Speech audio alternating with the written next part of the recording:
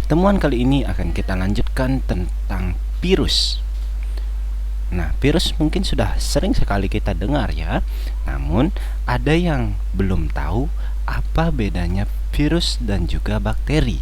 Nah, dalam video selanjutnya akan dijelaskan secara lengkap dan secara sederhana bagaimana perbedaan antara virus dan bakteri itu.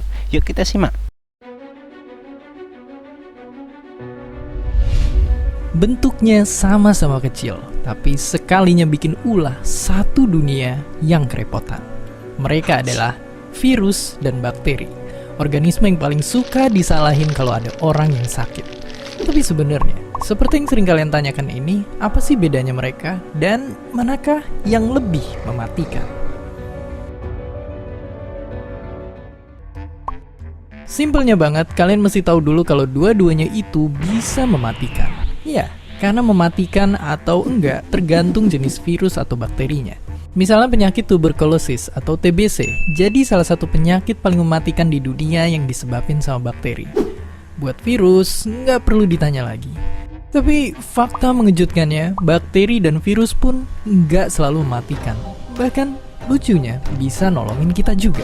Di perut kita contohnya, itu jadi tempat tinggal 380 triliun bakteri yang ngebantu sistem pencernaan.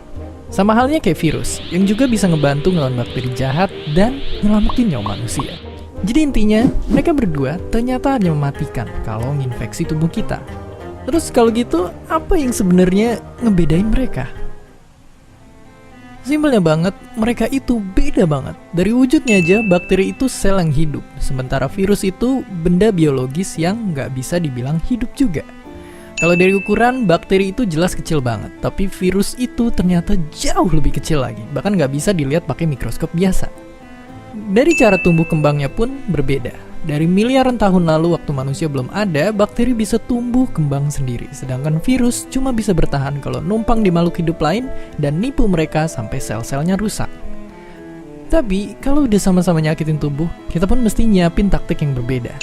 Antibiotik untuk bakteri, dan vaksin atau antivirus untuk virus. Oke, lalu apa yang bikin mereka bisa mematikan?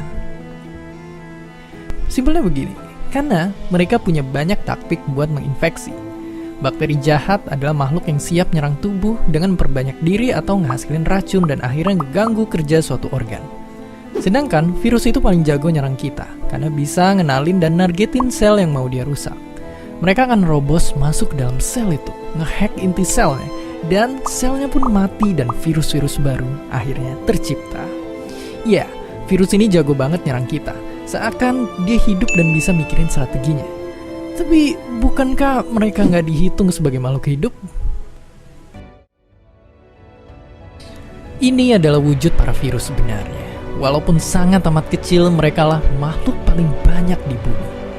Kalau semua virus ini kita jajarin, panjangnya akan mencapai 100 juta tahun cahaya, melewati tata surya, melintasi galaksi Bima Sakti, hingga 2000 galaksi lainnya.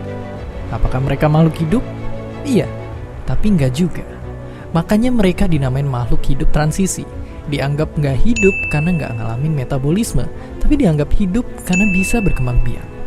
Tapi berkembang biaknya pun tergantung sama organisme lain, dan gak jarang itu kita, manusia. Dan dalam semua proses itulah, kita pun bisa terinfeksi oleh mereka. Ya, virus dan bakteri yang berkali-kali lipat lebih kecil dari kita sama-sama bisa mematikan. Tapi bukan berarti kita langsung nyerah gitu aja di hadapan mereka.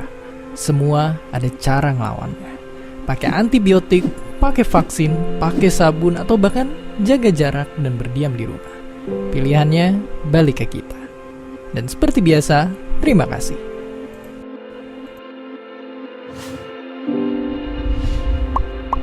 Terima kasih udah nonton Kok Bisa. Punya pertanyaan lagi? Tulis aja di kolom komentar di bawah. Keep asking and stay curious.